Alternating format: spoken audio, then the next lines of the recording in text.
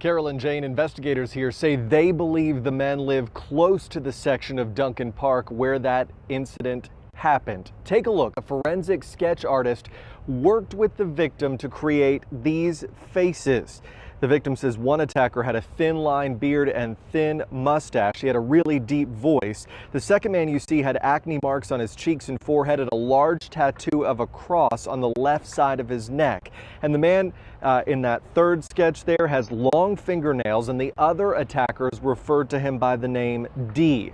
The victim told police the men grabbed her as she walked along West Park Drive near South Converse Street in Duncan Park. This happened on Tuesday around 2:45 in the afternoon. The victim told police the men pulled her into the woods across from the baseball field and sexually assaulted her. She did not know these guys. She does not know these guys. It was totally random. There was an attempt for them to start a conversation with her originally. However, that conversation was denied, and then that's when they grabbed her.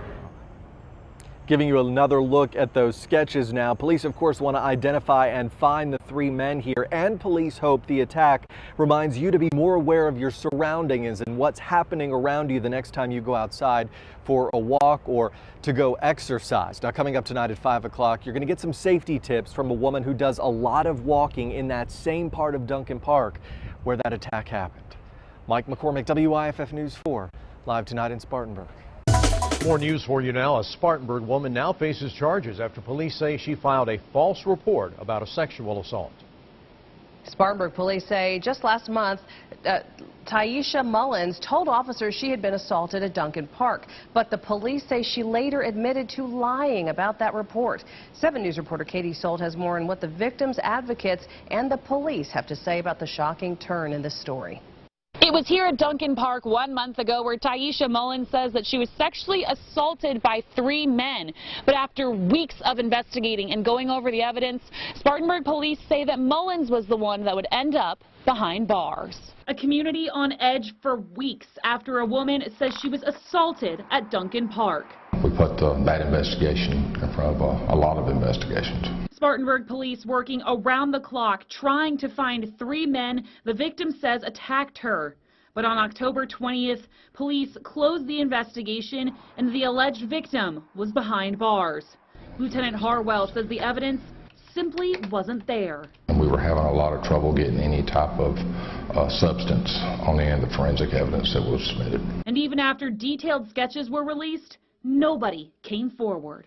We did not get an awful lot of tips, especially once we increased the reward amount. I hate it for them more than anything else at this point because they did believe the victim initially and they did work on it so hard.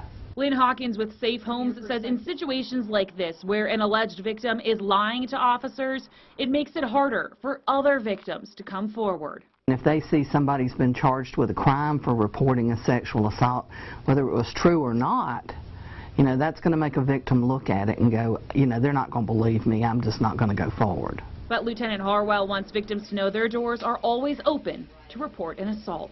Lieutenant Harwell says when Mullins was arrested, she did show remorse for lying to officers, and she says that she wants everyone to know that she's sorry and that Duncan Park is still safe for people to come out and enjoy.